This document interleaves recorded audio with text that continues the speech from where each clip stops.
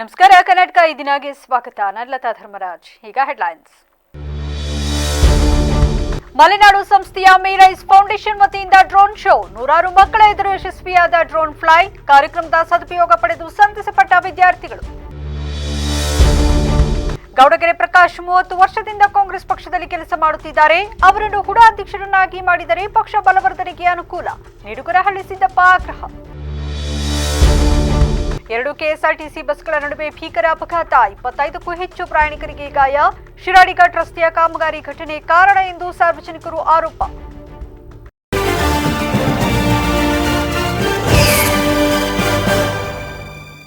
ನಗರದ Malenadu engineering college ಆವರಣದಲ್ಲಿ ಮೇರೈಸ್ foundation ಮತ್ತು ಬೆಂಗಳೂರಿನ ಜೆಟ್ಕಿಂಗ್ ಕಂಪನಿ ಸಂಯುಕ್ತಾಶ್ರಯದಲ್ಲಿ ಗುರುವಾರ ಹಮ್ಮಿಕೊಂಡಿದ್ದ ಡ್ರೋನ್ ಹಾರಿಸುವ ಶೋ ಕಾರ್ಯಕ್ರಮ ನೂರಾರು ಮಕ್ಕಳ ಎದುರು ಯಶಸ್ವಿಯಾಗಿ ಜರುಗಿತು. ಈ ವೇಳೆ ಮಾತನಾಡಿದ ಮಲೆನಾಡು ತಾಂತ್ರಿಕ ಶಿಕ್ಷಣ ಸಂಸ್ಥೆ ಅಧ್ಯಕ್ಷ ಆರ್ ಟಿ ದೇವೇಗೌಡ, ಓದುವುದರ ಜೊತೆಗೆ ಇಂತಹ ಒಂದು ಸಾಧನೆ ಮಾಡುವ ಮನೋಭಾವ ಮಕ್ಕಳಲ್ಲಿ ಬರಬೇಕು ಎಂಬ ನಿಟ್ಟಿನಲ್ಲಿ ಈ ಕಾರ್ಯಕ್ರಮ ಆಯೋಜಿಸಲಾಗಿದೆ. ಮುಂದೆ ಉತ್ತಮ ಪ್ರಜೆಗಳಾಗುವವರು ಮತ್ತು ಸಮಾಜದಲ್ಲಿ ಹೆಚ್ಚಿನ ಸಾಧನೆ ಮಾಡುವಂತಹವರು ನಿಮ್ಮಲ್ಲಿ ಎಲ್ಲಾ ರೀತಿಯ ಹುಮ್ಮಸ್ಸು ಇರುತ್ತದೆ. ಇಂತಹ ಕಾರ್ಯಕ್ರಮಗಳಲ್ಲಿ ಭಾಗವಹಿಸಿ ಅದರ ವಿಶಿಷ್ಟಗಳನ್ನು ತಿಳಿದುಕೊಂಡು ಮುಂದೆ ಜೀವನದಲ್ಲಿ ಉತ್ತಮ ಪ್ರಜೆಗಳಾಗಿ ದೇಶದ ಮತ್ತು ರಾಜ್ಯದ ಹೆಸರನ್ನ ಬೆಳೆಸಿ ಕೀರ್ತಿ ತರಬೇಕು ಎಂದು ಶುಭ ಹಾರೈಸಿದರು. ಇದೊಂದು ಅತ್ಯುತ್ತಮವಾದ ಅಪೂರ್ವವಾದ ಒಂದು ಸನ್ನಿವೇಶ. ಯಾಕೆಂದ್ರೆ ನಮ್ಮ ಕಾಲೇಜಿನವರೇ ಇದನ್ನ ವಿದ್ಯಾರ್ಥಿಗಳು ಮತ್ತು ಕಂಪನಿಯವರು ಸೇರಿ ನಮ್ಮ ಡಾಕ್ಟರ್ ಗೀತಾ ಕಿರಣ್ ಅವರ ನೇತೃತ್ವದಲ್ಲಿ ಇದೊಂದು ಹೊಸ ಪ್ರಯೋಗವನ್ನು ನಾವು ಮಾಡಿದ್ದೇವೆ. ಯಾಕೆಂದ್ರೆ ವಿದ್ಯೆಯ ಜೊತೆಗೆ ಓದುವುದರ ಜೊತೆಗೆ ಇಂಥ ಒಂದು ಸಾಧನೆಯನ್ನ ಮಾಡ್ತಕ್ಕಂಥ ಮನೋಭಾವ ಮಕ್ಕಳಲ್ಲಿ ಬರಲಿ ಅಂತ ಅನ್ನೋದ್ರಿಂದ ನಾವು ಇದನ್ನು ಆಯೋಜಿಸಿದ್ದೇವೆ. ತಾವೆಲ್ಲ ಮುಂದೆ ಉತ್ತಮ ಪ್ರಜೆಗಳಾಗ್ತಕ್ಕಂಥವರು ಹೆಚ್ಚಿನ. ಎಂಸಿಇ ಪ್ರಧಾನ ಕಾರ್ಯದರ್ಶಿ ಜಗದೀಶ್ ಚೌಡಳ್ಳಿ ಮಾತನಾಡಿ, ಪ್ರಸ್ತುತದಲ್ಲಿ ಹೊಸ ಯುಗಕ್ಕೆ ಕಾಲಿಡುವ ಸನ್ನಿವೇಶ. ಡ್ರೋನ್ ಹಾರಿಸುತ್ತಿರುವವರು ಡಿಗ್ರಿ ಮಾಡಿರುವ ವಿದ್ಯಾರ್ಥಿಗಳಲ್ಲ, ಪಿಯುಸಿ ಮುಗಿಸಿ ಮುಂದಿನ ಶಿಕ್ಷಣಕ್ಕೆ ಸಜ್ಜಾಗಿರುವ ವಿದ್ಯಾರ್ಥಿಗಳಿಗೆ ಮೇರೈಸ್ ಫೌಂಡೇಶನ್ ಮತ್ತು ಜೆಟ್ಕಿಂಗ್ ಕಂಪನಿಯವರು ಕಾರ್ಯಕ್ರಮ ಮಾಡಿದ್ದಾರೆ.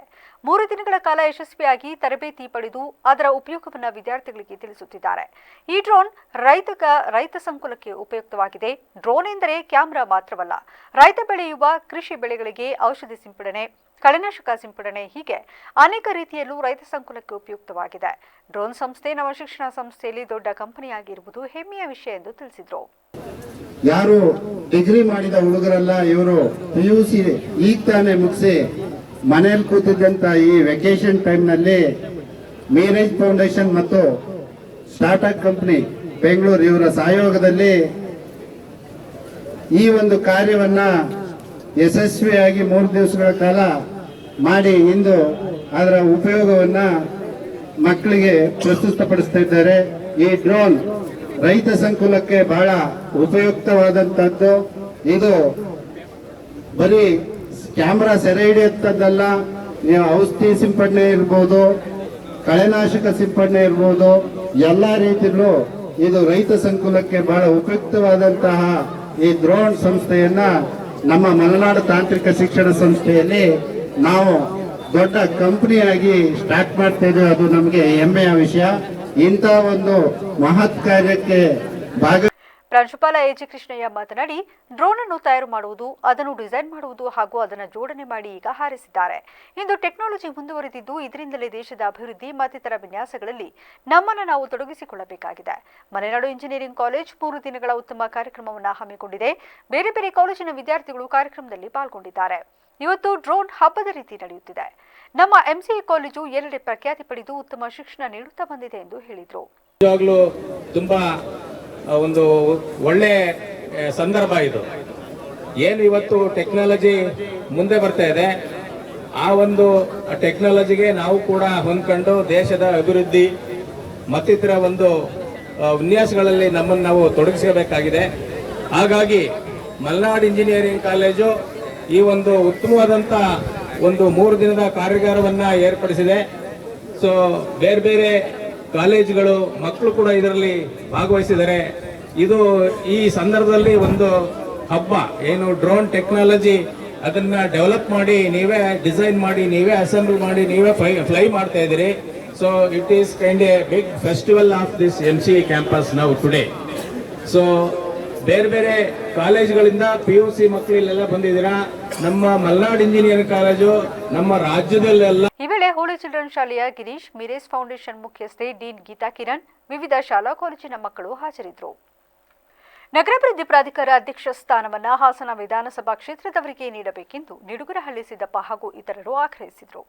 ಹಾಸನದಲ್ಲಿಂದು ಪತ್ರಿಕಾಗೋಷ್ಠಿಯಲ್ಲಿ ಮಾತನಾಡಿದ ಅವರು, ಗೌಡಗೆರೆ ಪ್ರಕಾಶ್ ಅವರು ಹಿಂದೆ APMC ಅಧ್ಯಕ್ಷರಾಗಿದ್ದರು. 30 ವರ್ಷದಿಂದ ಕಾಂಗ್ರೆಸ್ ಪಕ್ಷದಲ್ಲಿ ಕೆಲಸ ಮಾಡುತ್ತಿದ್ದು, ವಿದ್ಯಾರ್ಥಿ ದಿಸೆಯಿಂದಲೂ ಕಾಂಗ್ರೆಸ್ ಪಕ್ಷಕ್ಕೆ ದುಡಿಯುತ್ತಿರುವ ಅವರಿಗೆ ಅವಕಾಶ ನೀಡಬೇಕು.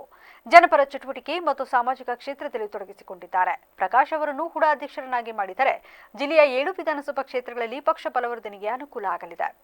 ಹುಡಾಧ್ಯಕ್ಷ ಹುದ್ದೆ ಹಾಸನ ಕ್ಷೇತ್ರಕ್ಕಷ್ಟೇ ಸೀಮಿತವಾಗಿದೆ. ಹಾಗಾಗಿ ಪ್ರಕಾಶ್ ಗೌಡಗೆರೆ ಅವರಿಗೆ ಮಣೆ ಹಾಕಬೇಕು. ಅರಸೀಕೆರೆ ಅಥವಾ ಬೇರೆ ವಿಧಾನಸಭಾ ಕ್ಷೇತ್ರಗಳ ಮುಖಂಡರಿಗೆ ಅವಕಾಶ ನೀಡಿದರೆ ಏನೂ ಪ್ರಯೋಜನ ಆಗದು. ಬೇರೆ ಕ್ಷೇತ್ರದವರನ್ನ ಇಲ್ಲಿಗೆ ತರುವ ಕೆಲಸ ಮಾಡಬೇಡಿ. ಗೃಹ ಮಂಡಳಿ ಅಧ್ಯಕ್ಷರೂ ಆದ ಅರಸೀಕೆರೆ ಶಾಸಕ KM ಶಿವಲಿಂಗೇಗೌಡರು, ಸಂಸದ ಶ್ರೇಯಸ್ ಪಟೇಲ್ ಅವರಿಗೆ ಎಲ್ಲ ವಿಚಾರಗಳು ತಿಳಿದಿದೆ. ಜಿಲ್ಲಾ ಉಸ್ತುವಾರಿ ಸಚಿವ KN ರಾಜಣ್ಣ ಅವರಿಗೂ ತಿಳಿದಿದ್ದು, ಮುಖ್ಯಮಂತ್ರಿ ಸಿದ್ದರಾಮಯ್ಯ ಹಾಗೂ DCM DK ಶಿವಕುಮಾರ್ ಅವರು ಹಾಸನ ವಿಧಾನಸಭಾ ಕ್ಷೇತ್ರದವರೇ ಆದ ಪ್ರಕಾಶ್ ಗೌಡಗೆರೆ ಅವರಿಗೆ ಆತಿಥ್ಯ ನೀಡಬೇಕು ಎಂದು ಒತ್ತಾಯಿಸಿದರು.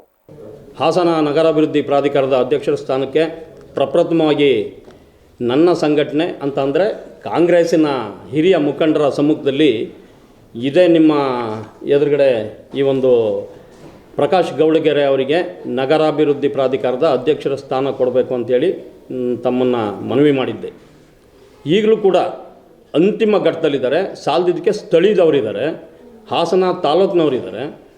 ಅವರ ವಿದ್ಯಾರ್ಥಿ ದೆಸೆಯಿಂದನೂ ಕೂಡ ಪ್ರಕಾಶ್ ಗೌಡಗೆರೆ ಅವರು ವಿದ್ಯಾರ್ಥಿ ಜೀವನದ ಹೋರಾಟದ ಜೊತೆಗೆ ಜಿಲ್ಲಾ ಕಾಂಗ್ರೆಸ್ಸಿನ ಒಬ್ಬ ಅಧ್ಯಕ್ಷರಾಗಿ, ಯುವ ಅಧ್ಯಕ್ಷರಾಗಿ ಕೆಲಸ ಮಾಡಿದ್ದಾರೆ.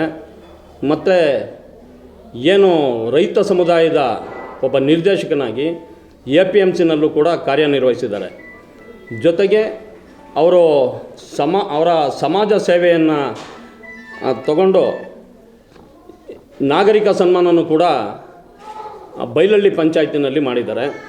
ಜೊತೆಗೆ ಕನ್ನಡ ರಾಜ್ಯೋತ್ಸವ ಪ್ರಶಸ್ತಿಯನ್ನು ಕೂಡ ಪಡೆದಂಥವರಾಗಿದ್ದಾರೆ.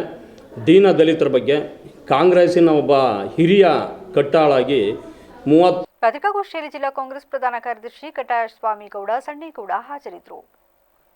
ಸಕಲೇಶಪುರ ತಾಲೂಕಿನ ಮಾರನಹಳ್ಳಿ ಬಳಿ ಶಿರಾಡಿಘಾಟ್ ರಸ್ತೆಯಲ್ಲಿ 2 KSRTC ಬಸ್ಗಳ ನಡುವೆ ಸಂಭವಿಸಿದ ಅಪಘಾತದಲ್ಲಿ 25ಕ್ಕೂ ಹೆಚ್ಚು ಮಂದಿ ಪ್ರಯಾಣಿಕರು ಗಾಯಗೊಂಡಿರುವ ಘಟನೆ ನಡೆದಿದೆ.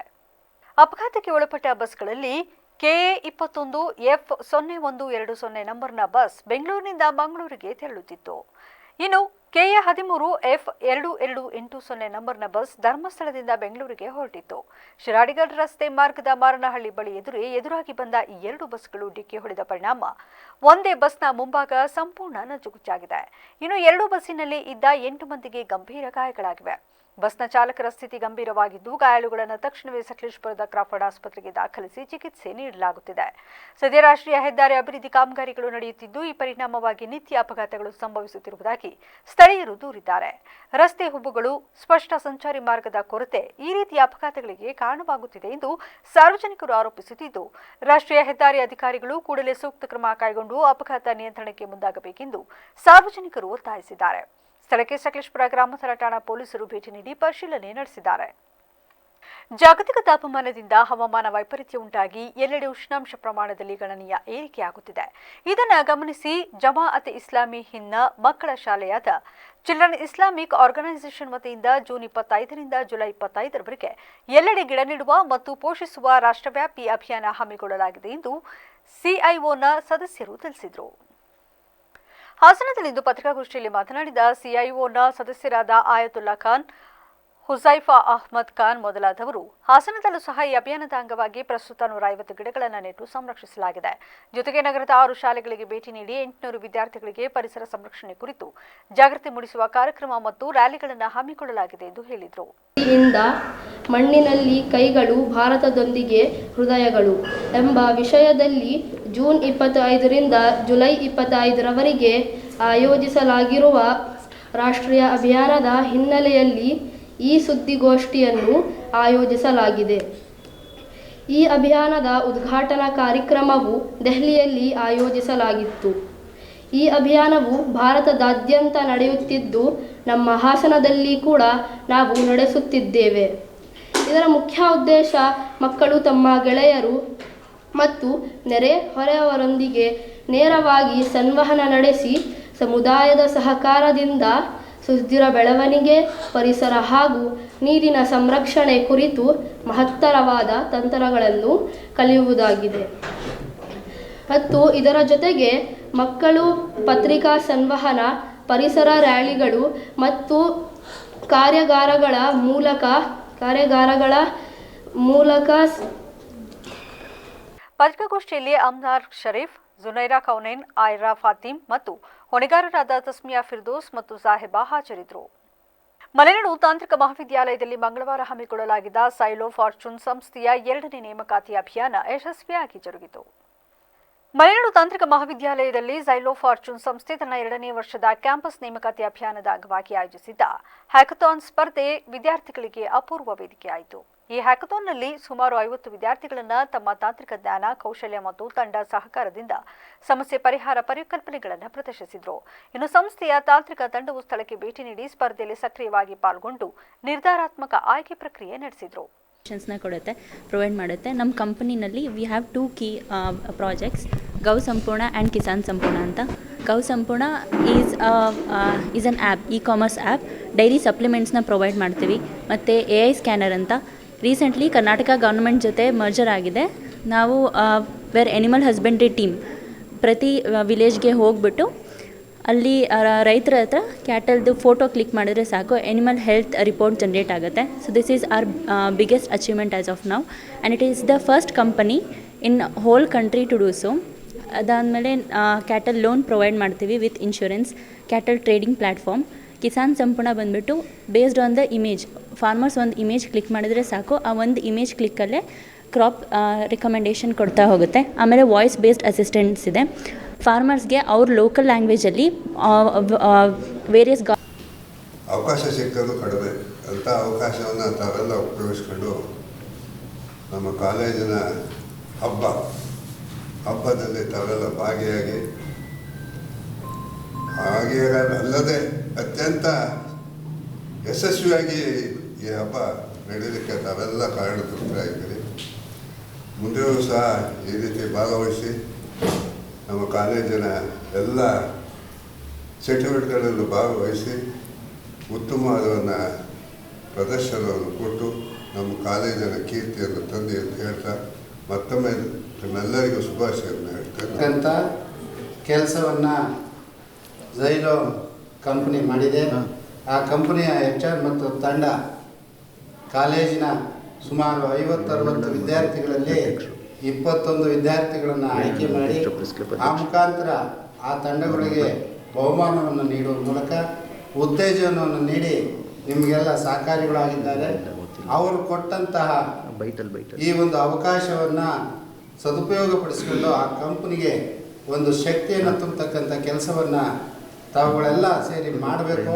ಆ ಮೂಲಕ ಕಾಲೇಜಿಗೆ ಉತ್ತಮವಾದಂಥ ಹೆಸರನ್ನು ಬರೋ ರೀತಿಯಲ್ಲಿ ನಡ್ಕೊಂಡು ಆ ಕಂಪ್ನಿಗೆ ಉನ್ನತೀಕರಣಕ್ಕೆ ಶ್ರಮಿಸಿ ಅಂತಕ್ಕಂಥ ಈ ವೇಳೆ ಸಿಲೋ ಫಾರ್ಚೂನ್ ಸಂಸ್ಥೆಯ ಮಾಲೀಕ ನವೀನ್ ಹೊನ್ನೇಗೌಡ, ಮಲೆನಾಡು ತಾಂತ್ರಿಕ ಮಹಾವಿದ್ಯಾಲಯದ ಅಧ್ಯಕ್ಷ RT ದೇವೇಗೌಡ, ಕಾರ್ಯದರ್ಶಿ CR ಜಗದೀಶ್, ಡೀನ್ ಮತ್ತು ಕಂಪ್ಯೂಟರ್ ವಿಜ್ಞಾನ ವಿಭಾಗದ ಪ್ರಾಧ್ಯಾಪಕಿ ಡಾಕ್ಟರ್ ಗೀತಾ ಕಿರಣ್, ಮೆಕ್ಯಾನಿಕಲ್ ವಿಭಾಗದ ಸಹ ಪ್ರಾಧ್ಯಾಪಕ ಡಾಕ್ಟರ್ ಜೀವನ್ TP ಸೇರಿದಂತೆ ಇತರರು ಹಾಜರಿದ್ದರು.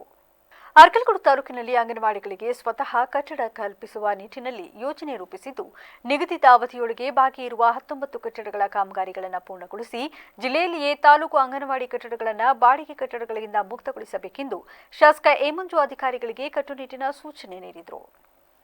ಬುಧವಾರ ಪಟ್ಟಣದ ಪ್ರವಾಸಿ ಮಂದಿರದಲ್ಲಿ ಅಧಿಕಾರಿಗಳ ಸಭೆ ನಡೆಸಿ ಮಾತನಾಡಿದ ಅವರು, ಪಟ್ಟಣದಲ್ಲಿ 6 ಮತ್ತು ತಾಲೂಕಿನ ಹಲವು ಗ್ರಾಮಗಳಲ್ಲಿ 13 ಅಂಗನವಾಡಿ ಕಟ್ಟಡಗಳ ನಿರ್ಮಾಣಕ್ಕೆ ಹಣ ಬಿಡುಗಡೆಯಾಗಿದೆ.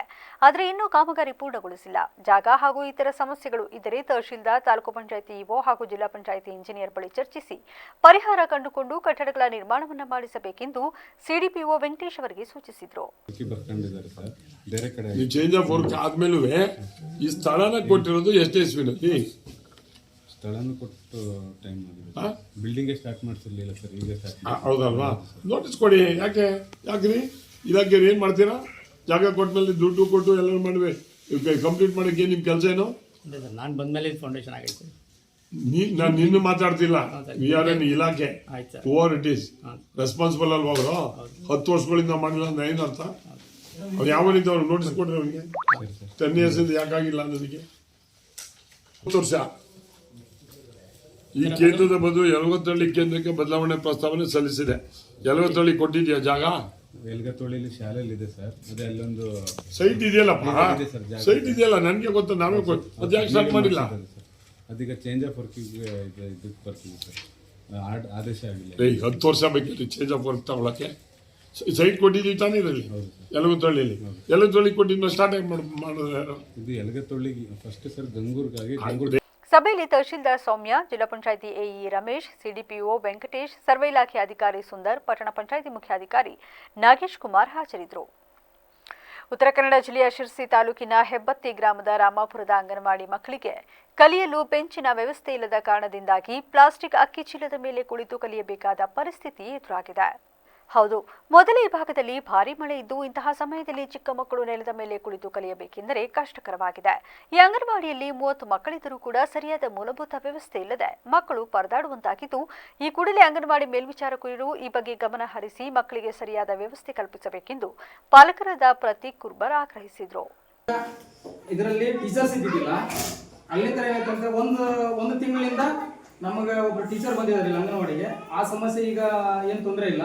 ಆದ್ರೆ ಇಲ್ಲಿ ಪರಿಸ್ಥಿತಿ ಏನಾಗಿದೆ ಅಂದ್ರೆ, ಇದು 1.5-2 ವರ್ಷದಿಂದ ಈ ಚಾವಣಿಯಲ್ಲಿ ಚೀಲದಲ್ಲಿ ಮಕ್ಕಳಿಗೆ ಯಾವುದೇ ರೀತಿ ಜಮಖಾನು ಒಂದೇ ಇದೆ. ಈ ಜಮಖಾನು ಒಂದೇ ಇರೋದ್ರಿಂದ ಮಕ್ಕಳಿಗೆ ಯಾವುದೇ ರೀತಿ ಜಮಖಾನ್ ಇಲ್ಲ. ಇದರ ಸಂಬಂಧಪಟ್ಟ ಸೂಪರ್ವೈಸರ್ ಸಿಸಿ ಅವರು, ಅವ್ರ ಹೆಸರೇನು ನಿರ್ಮಲಾ ಅಂತೇಳಿ, ಅವರು ಇದನ್ನ ಹೊಲ್ದು ಬಿಟ್ಟು ಮಕ್ಕಳನ್ನ ಕುದುರಿಸ್ರಿ, ಹಾಗೆ ಮತ್ತು ಅವಳ ಇದ್ರ ಮೇಲೆ ಅವಳ ಮಕ್ಕಳನ್ನ ಮಲಗಿಸ್ರಿ ಅಂತ ಹೇಳಿದಾರಂತೆ. ಈ ಯಾವುದೇ ರೀತಿ ಸಂಬಂಧಪಟ್ಟ ಅಧಿಕಾರಿಗಳು ಇದಕ್ಕೆ ಯಾವುದೇ ತನಿಖೆ ತಗೊಂಡಿಲ್ಲ.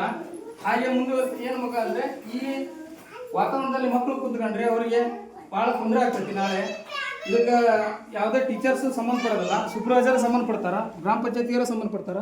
ಆಮೇಲೆ ಹೊರಭಾಗದಲ್ಲಿ ಇದೇನೈತಿ ಅಂದ್ರೆ, ಮಕ್ಕಳಿಗೆ ಆಟ ಆಡ್ಲಿಕ್ಕೂ ಬರೋದಿಲ್ಲ. ಎಲ್ಲಾದರೂ ಆಟ ಆಡ್ಲಿಕ್ಕೆ ಹೋದ್ರೆ ಜಾರ್ಗುಂಡಿಯಾಗಿ ಬಿದ್ದು ಹೋಗ್ತಾರೆ. ಇದ್ರ ಪರಿಸ್ಥಿತಿ ಭಾಳ ಇದಾಗಿದೆ. ಈ ಚೌಕಟ್ಟು ಮಾಡಿದರೆ, ಇದು ಮಾಡಿದ್ರೆ ಯಾವುದೇ ರೀತಿ ಸರಿಯಾಗಿಲ್ಲ. ಇಲ್ಲಿ ಮಕ್ಕಳ ಇದ್ರ ಸಮಸ್ಯೆ, ಭಾಳ ಸಮಸ್ಯೆ ಇದೆ ಇಲ್ಲಿ. ಆಮೇಲೆ ಇಲ್ಲಿ ಶೌಚಾಲಯ ಸಮಸ್ಯೆನೂ ಸಿಕ್ಕಾಬಿಟ್ಟೆ ಉಂಟು. ಇಲ್ಲಿ ಹೋಗ್ಲಿಕ್ಕೆ ಮಕ್ಕಳಿಗೆ ಯಾವುದೇ ರೀತಿ ಬರೋದಿಲ್ಲ. ಈ ಕಡೆ ಬನ್ನಿ. ಈ ಶೌಚಾಲಯದಲ್ಲಿ ಇದನ್ನ ಪೂರಾ ಹಾಳು ಮಾಡಿಟ್ಟಿದ್ದಾರೆ. ನೀರಿನ ಟ್ಯಾಂಕರ್ ವ್ಯವಸ್ಥೆ ಇಲ್ಲ. ಅಲ್ಲಿಂದ ಇಲ್ಲಿ ಶೌಚಾಲಯ ಯಾವುದೇ ರೀತಿ ಮಕ್ಕಳಿಗೆ ಹತ್ಲಿಕ್ಕೆ ಬರೋದಿಲ್ಲ, ಮತ್ತೆ ಹೋಗ್ಲಿಕ್ಕೆ ಬರೋದಿಲ್ಲ. ಪರಿಸ್ಥಿತಿ ಅಂತೂ ರಾಮಾಪುರದ್ದು ಅಂಗನವಾಡಿ ಇದ್ರದ್ದು ಭಾಳ ಇದಾಗಿದೆ. ಇದಕ್ಕೆ ಕದದ ವ್ಯವಸ್ಥೆ ಇಲ್ಲ, ಚಿಲ್ಕ ವ್ಯವಸ್ಥೆ ಇಲ್ಲ. ಯಾವುದೇ ರೀತಿ ಲಾಕ್ ಮಾಡ್ಕೊಂಡು ಸಂಜೆ ಅವರು ಟೀಚರ್ಸ್ ಹೋಗ್ಬೇಕಂದ್ರೂ ತೊಂದರೆ ಇದೆ. ಇಲ್ಲಿ ಸಾರ್ವಜನಿಕರಾದರೂ ಉಪಯೋಗಿಸ್ಕೋಬೋದು, ಯಾರಾದರೂ ಉಪಯೋಗಿಸ್ಬೋದು ಅನ್ನೋ ಪಬ್ಲಿಕ್ ಸೇಫ್ಟಿಗೆ ಬಂದಿದೆ ಅದು ಶೌಚಾಲಯ. ಮುಖ್ಯಮಂತ್ರಿಗಳೇ, ನಿಮ್ಮ ಕುಮ್ಮಕ್ಕು ಮತ್ತು ಕೃಪಾ ಕಟಾಕ್ಷದಿಂದಲೇ ಭಾರೀ ಪ್ರಮಾಣದ ಭ್ರಷ್ಟಾಚಾರ ನಡೆದಿದೆ. ನೀವು ಅಧ್ಯಕ್ಷರನ್ನಾಗಿ ಮಾಡಿದ ವ್ಯಕ್ತಿಯಿಂದಲೇ ಹಗರಣ ನಡೆದಿದೆ.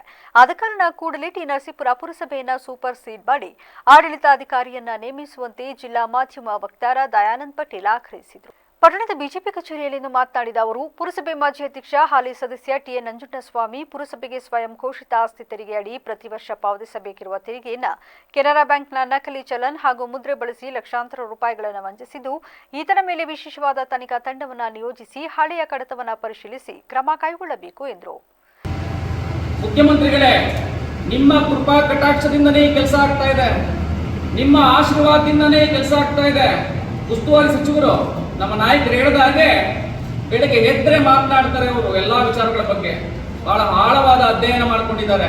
ಸ್ವಾಮಿ, ನಿಮ್ಮ ಬೆಂಬಲಿಗರಲ್ವ ಇವರು? ನಿಮ್ಮ ಆಶೀರ್ವಾದ ಇಲ್ಲದೆ ಈ ಹಗರಣ ಆಗಿದೆಯಾ? ಅಧ್ಯಕ್ಷರು ಮಾಡಿದ್ದು ನೀವೇ, ಸಚಿವರ ಬೆಂಬಲಿಗರೇ ಇವತ್ತು ಪುರಸಭಾ ಅಧ್ಯಕ್ಷರಾಗಿದ್ದಾರೆ. ಅವರ ದೊಡ್ಡ ಪಡೆ ಪುರಸಭಾ ಅಧಿಕಾರದಲ್ಲಿದೆ.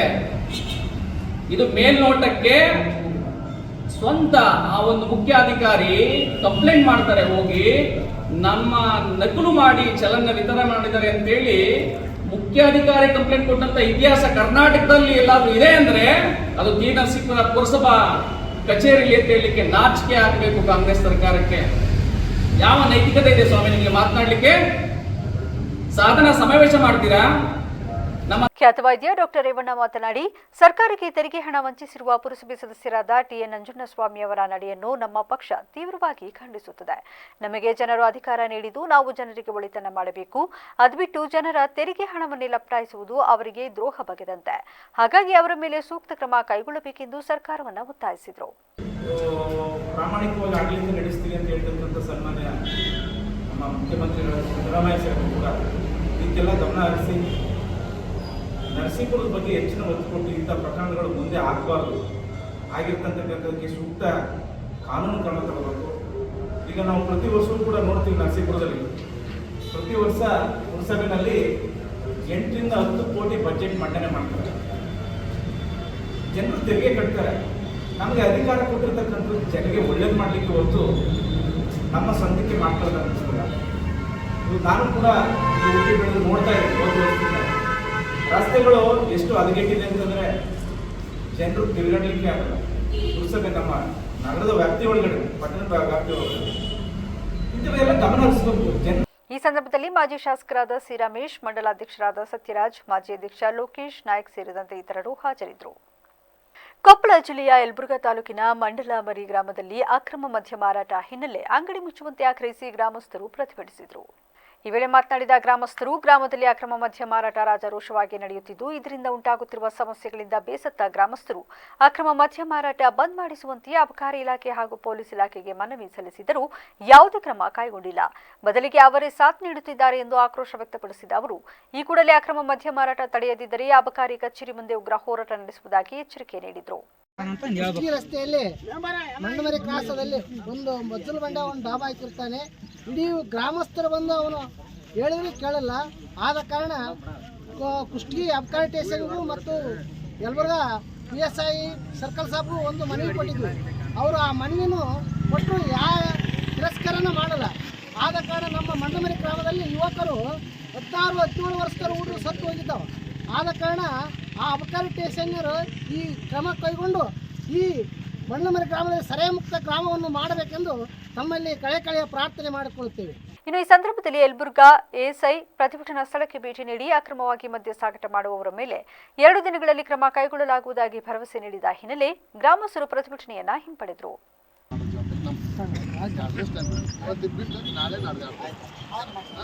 ದಯವಿಟ್ಟು ನಮ್ಮ ಕೋಆಪರೇಷನ್ ಮಾಡಿದ್ರೆ ಮಾಡ್ತೀವಿ. ಆದ್ರೆ ಇದಕ್ಕಿಂತ ಹೆಚ್ಚಿಗೆ ನಿಮಗೇನಪ್ಪ ಅಂದ್ರೆ, ಒಂದು ಇದು ಸಂಬಂಧಪಟ್ಟಿದ್ದ ಇಲಾಖೆ ಆಬ್ಕಾರರು. ಆದ್ರೆ ನನಗೆ ಎಲ್ಲೆಂದು ಪ್ರಾಬ್ಲಮ್ ಆಗಬಾರ್ದನ್ನೋ ಉದ್ದೇಶಕ್ಕೆ, ನಾನು ನನ್ನ ಹಳ್ಳಿ ಕೆಡಬಾರ್ದನ್ನೋ ಉದ್ದೇಶಕ್ಕೆ ನಾನು ಏನು ಕೊಡ್ತಿರೋ ಸಕಾರಾತ್ಮಕ ಎತ್ಕೊಂಡು ಆಮೇಲೆ ಕ್ರಮ ಜರುಗಿಸಿ ಜವಾಬ್ದಾರಿ ನಾನು ಮಾಡ್ತೀನಿ. ಆದರೆ ಆಫೀಸಿದ ಆಬ್ಕಾರಿದ್ದು ಕುಷ್ಟಿಗೆ ಬರುತ್ತೆ. ಒಂದು ನೀವು 4 ಮಂದಿ ಕಲ್ತು ಹೋಗಿ ಕುಷ್ಟಿಗೆ ಕೊಟ್ಟು ಬಂದಿರಿ. ಆದರೂ ಅವ್ರು ಇವತ್ತಿಗೆ ಅವರು ಯಾರು ಬಂದಿಲ್ಲ. ಇಲ್ಲ ಬೈಕ್ ಬಿಡು, ನಾನು ಬಂದಿಲ್ಲ. ಅದಕ್ಕೆ ನೀವು ಅವ್ರು ಸಂಬಂಧಪಟ್ಟರೆ ಫೋನ್ ನಂಬರ್ ಏನೋ ಕಲೆಕ್ಟ್ ಮಾಡಿ ಮಾತಾಡಿ ಯಾಕ್ರಿ ಏನು ಮಾಡಿಲ್ಲ ಅಂತ ಹೇಳ್ತಾರೆ. ನನ್ನ ಜೊತೆ ಅವರು ಕೈ ಜೋಡಿಸಿದ್ರೆ ಇನ್ನೊಂದು ಸ್ವಲ್ಪ ಹೆಚ್ಚಿಗೆ ಶಕ್ತಿ ಬರ್ತಾರೆ. ಅವ್ರು ಜೋಡಿಸಿಲ್ಲ ಅಂದ್ರೆ ನಿಮ್ಮ ಶಕ್ತಿ ನನಗೆ ಇದ್ದ ಅರ್ಥ ನಾನು ಮಾಡೇ ಮಾಡ್ತೀನಿ. ಈಗ ಮತ್ತೊಮ್ಮೆ ಹೆಡ್ಲೈನ್ಸ್. ಮಲೆನಾಡು ಸಂಸ್ಥೆಯ ಮೀರೈಸ್ ಫೌಂಡೇಶನ್ ವತಿಯಿಂದ ಡ್ರೋನ್ ಶೋ, 100 ಮಕ್ಕಳ ಎದುರು ಯಶಸ್ವಿಯಾದ ಡ್ರೋನ್ ಫ್ಲೈ. ಕಾರ್ಯಕ್ರಮದ ಸದುಪಯೋಗ ಪಡೆದು ಸಂತಸಪಟ್ಟ ವಿದ್ಯಾರ್ಥಿಗಳು. ಗೌಡಗೆರೆ ಪ್ರಕಾಶ್ 30 ವರ್ಷದಿಂದ ಕಾಂಗ್ರೆಸ್ ಪಕ್ಷದಲ್ಲಿ ಕೆಲಸ ಮಾಡುತ್ತಿದ್ದಾರೆ. ಅವರನ್ನು ಹುಡ ಅಧ್ಯಕ್ಷರನ್ನಾಗಿ ಮಾಡಿದರೆ ಪಕ್ಷ ಬಲವರ್ಧನೆಗೆ ಅನುಕೂಲ. ನಿಡುಗರಹಳ್ಳಿ ಸಿದ್ದಪ್ಪ ಆಗ್ರಹ. 2 ಕೆಎಸ್ಆರ್ಟಿಸಿ ಬಸ್ಗಳ ನಡುವೆ ಭೀಕರ ಅಪಘಾತ, 25ಕ್ಕೂ ಹೆಚ್ಚು ಪ್ರಯಾಣಿಕರಿಗೆ ಗಾಯ. ಶಿರಾಡಿಘಾಟ್ ರಸ್ತೆಯ ಕಾಮಗಾರಿ ಘಟನೆ ಕಾರಣ ಎಂದು ಸಾರ್ವಜನಿಕರು ಆರೋಪ. ಇದಾಗಿತ್ತು ಇಲ್ಲಿವರೆಗಿನ ನ್ಯೂಸ್ ಅಪ್ಡೇಟ್ಸ್. ನಿರಂತರ ಸುದ್ದಿಗಾಗಿ ನೋಡ್ತಾ ಇರಿ ವಿವಿಸಿ ನ್ಯೂಸ್. ಇದು ಜನರ ಧ್ವನಿ, ಸತ್ಯದ ಕಡೆ ನಮ್ಮ ನಡೆ.